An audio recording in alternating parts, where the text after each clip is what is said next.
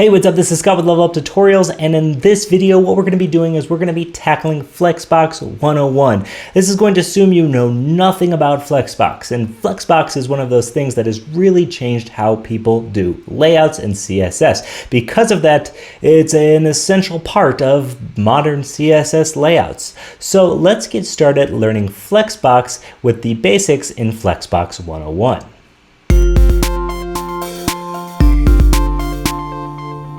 Okay, so before we get started building any kind of layouts, what we really need to do is lay down a solid foundation of new technologies for working in layouts. Now, I'm going to do most of this series in CodePen here. That way we can embed the CodePens. You can see them in the post just below the video here, and you can make your own and fork them as well. So what we have basically going on here is a container with 4 divs, and this container doesn't have any set dimensions, okay? And we simply just have these 4 divs in here, each with a letter. Now, some of these examples can be sort of, well, non-real world if you think about it, especially when we're working with boxes with numbers in them. But the good part about the series is that after we learn these foundational skills, I'm going to be showing them in action. So as you can see here, other than HTML, we just have some SCSS or Sass code. And the only crazy thing that's going on here is, well, I'm nesting any sort of child div inside of the container is getting the purple background, getting the color of white, getting a width and height of 100 pixels, and having a text align center and a line height of 100 pixels.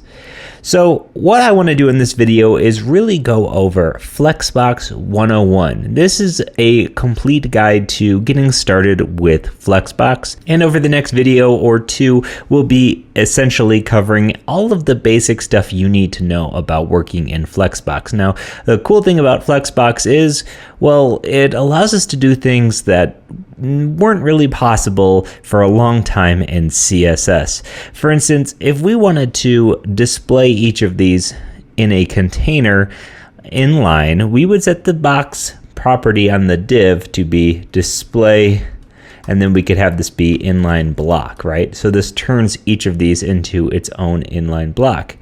But you already noticed there's some weird spacing between them that we didn't tell to be there ever.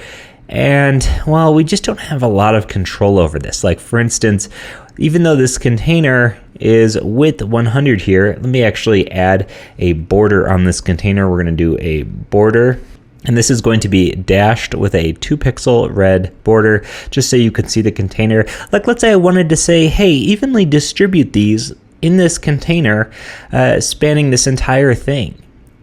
And you couldn't do that. And you could do it in Illustrator, you could do it in Sketch or Figma or any of your design apps, but it would be very difficult to do that within CSS. And that led to so many problems and maybe sort of hacky code or a lot of extra CSS when you don't really need it. So in comes Flexbox that allows us to have a flexible container and allows us to do that kind of stuff. So if I remove the inline block, each of these still remains to be a block. And on the container itself, we can go ahead and add a display of flex. Okay?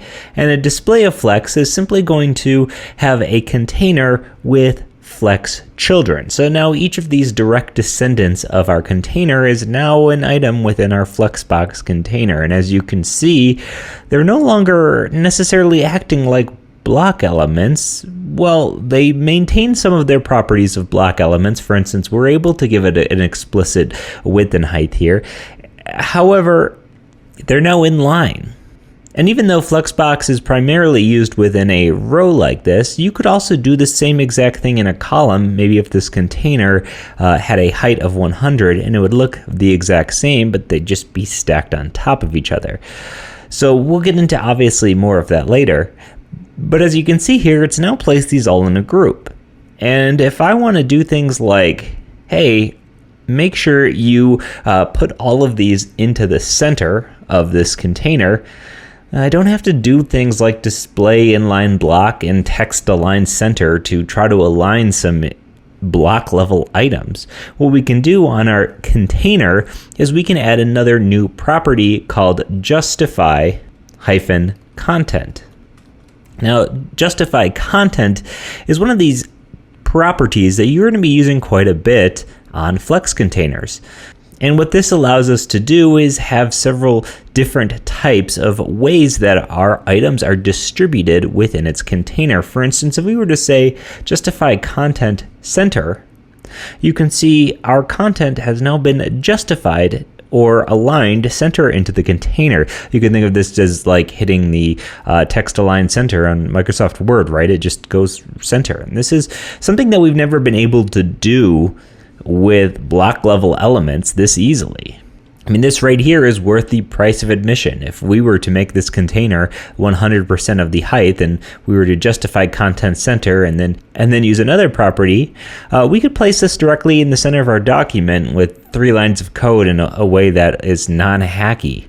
In the past, you'd have to do things like translate negative 50% and left 50%, and it just never felt totally right. So now it's so nice that we can have in 2 lines of code here, display flex, justify content center, and we can have some block level items in the exact center of our container.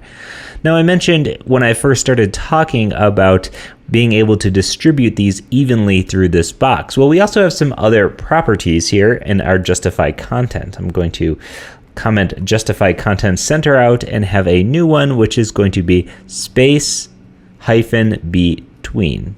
And I use space between quite a bit.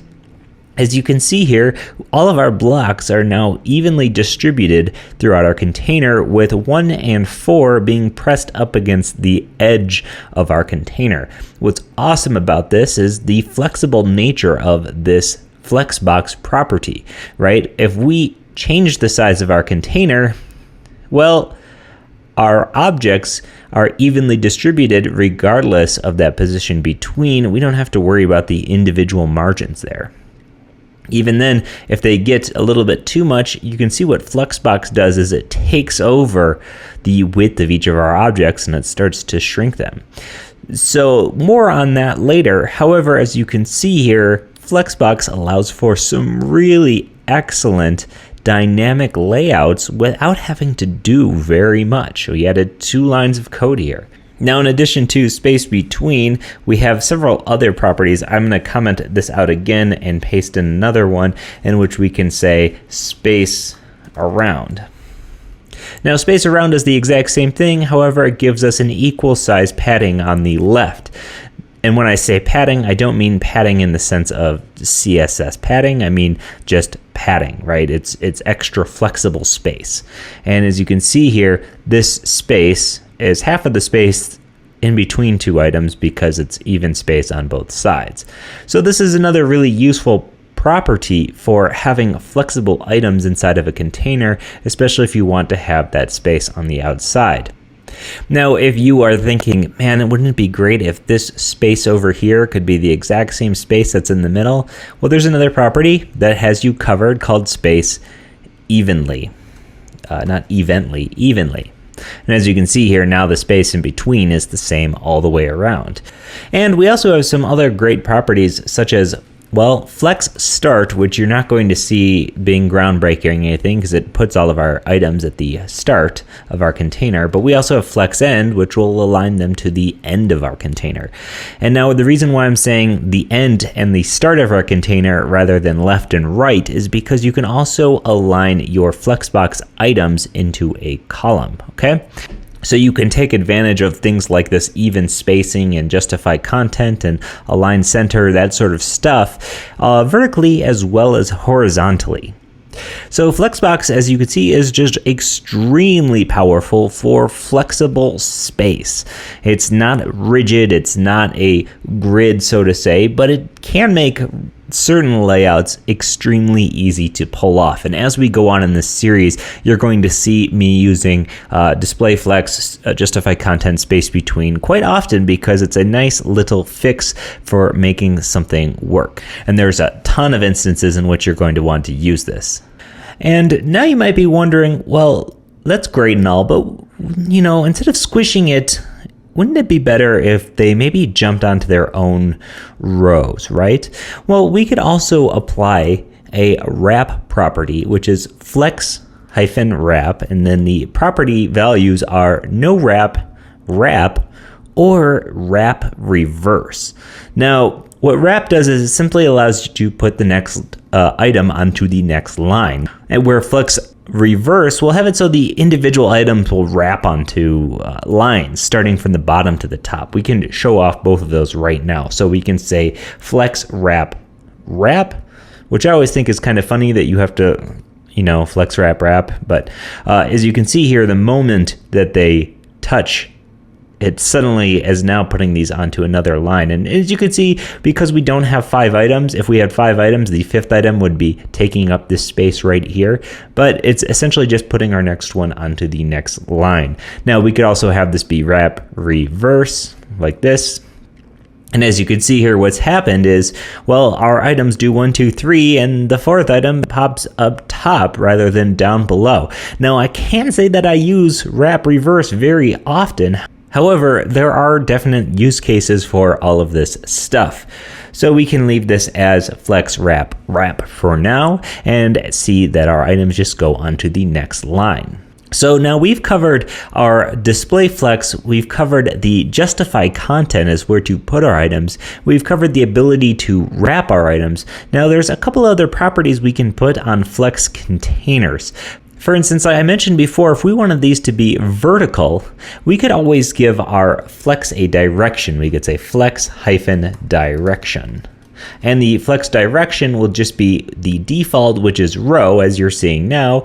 But we could also have row reverse, which is an interesting one because what it does is it reverses our items. Now, this is great because, the DOM positions of these hasn't changed. The 1 is still the first in the DOM, and now 4 is appearing first. So it's just one of these really interesting things that you could never ever do without Flexbox before. So in addition to row reverse, we also have column. So we could say column, and this aligns our items into a column. You'll notice that the container is still only filling up this little bit. But if we add a little bit of CSS using a new property called VH, we do 100 VH, you can see that our container now takes up the entire page here, and we have our items distributed just like we did horizontally. And any of these other properties, such as, justify content flex end, they're all going to work the same way. Now, this is a really super handy thing if you need your items inside of your vertical container to be centered or at the bottom or reverse or wrapping or any sort of cool stuff like that. Just very interesting techniques. In fact, there's a sort of replacement, and by replacement I don't mean full featured replacement, a sort of temporary kind of replacement for the Pinterest style layout where you do a container where you have wrapping and you have your flex direction be column, and your items will filter however they'll be 1, 2, 3, 4, 5, 6, 7, whatever, but they'll take up your space in rows, and it's not a complete replacement for Pinterest layouts or masonry or any sort of JavaScript solution, but it's definitely a step in the right direction. Okay, so we have a flex direction, and we also, like we mentioned, we have row reverse, column. We also have column reverse. I'm going to go ahead and set this back to its default, which is row.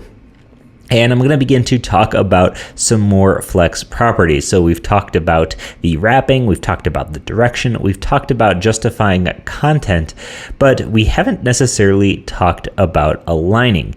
Now, aligning is really interesting because you think, well, we already did aligning, right? We already did aligning here. Well, this actually refers to a vertical alignment, or if these are in columns, it would be horizontal. So while our justify content places things on the left to right in a row base, the align items is going to do it in the up and down space. And again, what's nice about align items is that it has similar properties. So to show this off, I'm going to give one of our divs, if we do our ampersand and do nth hyphen child, and we can say, hey, the second child, I'm going to give you a height of 150 pixels. Okay. So as you can see, number 2 has been now given this height. So this is going to allow us to experiment with some of these align items properties. So let's go ahead and check out align item. So if we do align hyphen items, and this is, like I said, it's going to have very similar properties to justify content. Now we don't have a space between, but we do have center, which is going to put all of our items in the container center. Now at this point, I already stretched the container height to be 100 VH, so I'm going to go ahead and comment that out. And as I comment that out, you can see that the container is now only at which the largest flex item is in here, but nonetheless, all of our items here are aligned in the center of them. Likewise, in addition to center, we can have things like baseline. Now, baseline is interesting because you'll see that all of our text is on the exact same line. And what that does is it's specifically about the text on the same line. If we were to have the line height be something like 120 pixels, this gets a little bit more interesting. Now they're not on the same horizontal plane, they're not centered here, but all of the numbers are perfectly in line. Okay? So really cool. Let's get rid of that line height and let's talk about, well, we also have things like flex start and flex end. So we could say flex start, which is going to put these at the top, and flex end, which is going to put these at the bottom. Definitely a useful thing. In fact, what does this remind you of right now? Well, this reminds me of a line graph or a bar graph, not a line graph, a bar graph, where each of the items represents some sort of data. Now, this would be a really cool example. If you actually had data, all you would have to do is set each individual box's height to the value of your data in some sort of pixel value that makes sense. And if you had them aligned at the bottom here using flex end, it's going to look like a line graph and it's going to be nice and easy. You don't have to use a chart library to show that.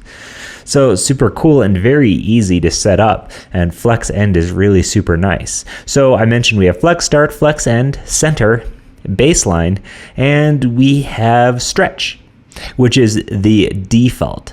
So with stretch, right, if we do align items stretch, you can see that our container here is adjusting to the size of the largest one, and we are all good. Now there's one last property on Flexbox containers, which is align content. So we've seen align items and we've seen justify content, and align content is very, very similar, as you can tell just based on the name alone. In fact, align content has the same exact properties as justify content. So it has flex start, flex end, center, space between, space around, and stretch. Now what's cool about align content is it's going to basically take into account all of our items. So let's actually push this so this fourth item is down here, and once again let's unleash this 100 VH. You can see here that, well, all of our things want to take up this space, but let's say we wanted all of our items in our row to actually be in the center of our container. Now we wouldn't want to use align items center because that's just actually going to put them in the center of their own line. So center puts them in the center of their own lines rather than the center of everything. So if we were to do something like align content, we can say center. And now they're still in their own lines, but they're pushed to the center. And likewise, if we were to do align content flex end, they're going to be pushed to the bottom. And if we do things like space hyphen between, just like we have, you can see that they're now pushed to the top and bottom. Anytime you add another item, it's going to go right to the bottom. So what Flexbox is great at is these extremely flexible containers that respond very well to responsive sort of browser size. Flexbox is incredible for writing mobile layouts because, I mean, look at how easily this essentially reshifts itself. What Flexbox isn't great at, however, is very structured layouts. And to get very structured layouts, we're going to want to be using CSS Grid, which is something we're going to be doing a very similar video to very soon. So now we've covered all of the different properties on Flexbox containers. In the next video, I'm going to be covering all of the different properties for flex items, aka children of a flex container, aka our boxes 1 through 4 here. So fire up the next video, check out the next code pen, and we're going to get going on properties for the children of a flex container.